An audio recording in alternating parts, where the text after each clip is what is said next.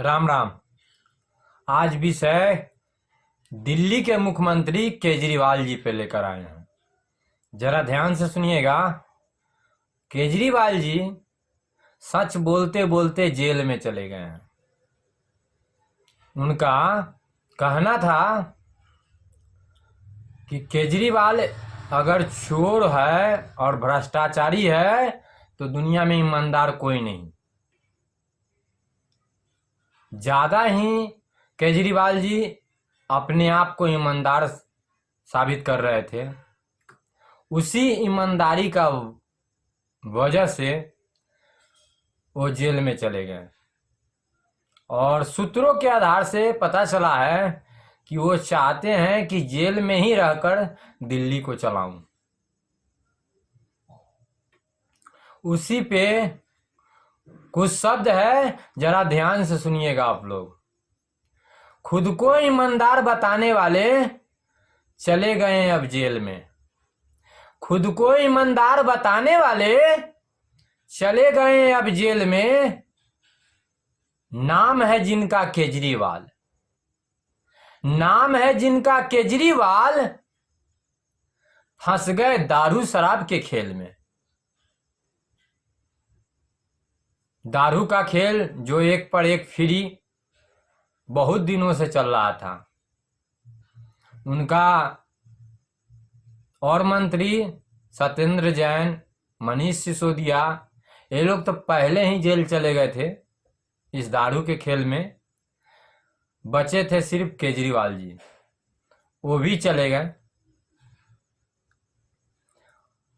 बहुत दिन ईमानदारी दिखाए अपना, जब ईडी के शिकंजे में आए तो फिर सारा पर्दा खुल गया उनका कि कितना घोटाला किए हैं।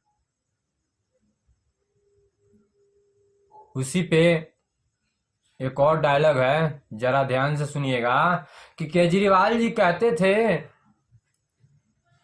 कि केजरीवाल अगर चोर है, अगर भ्रष्टाचारी है तो दुनिया में कोई ईमानदार नहीं।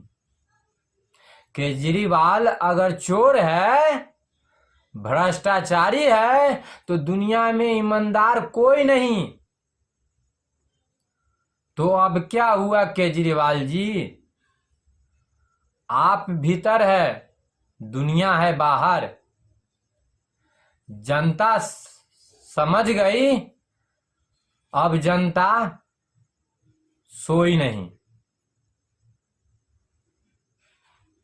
जितना मूर्ख बनाना था केजरीवाल जी को, उतना मूर्ख बनाए जनता को। पर अब जनता समझ रही है कि जिसकी सैलरी 4 लाख रुपया हो, वो 40 करोड़ के बंगले में कैसे रहते हैं।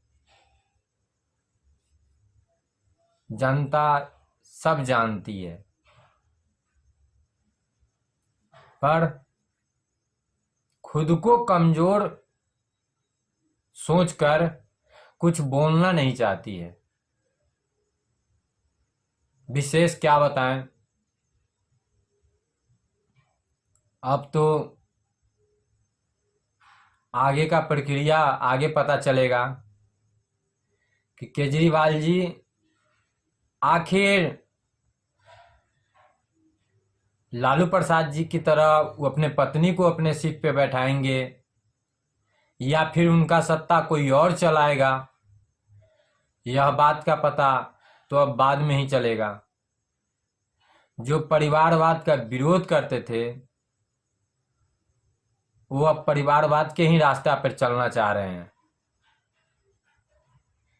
क्योंकि केजरीवाल जी के पत्नी केजरीवाल जी की कुर्सी पे बैठ के कुछ शब्द बोली थी।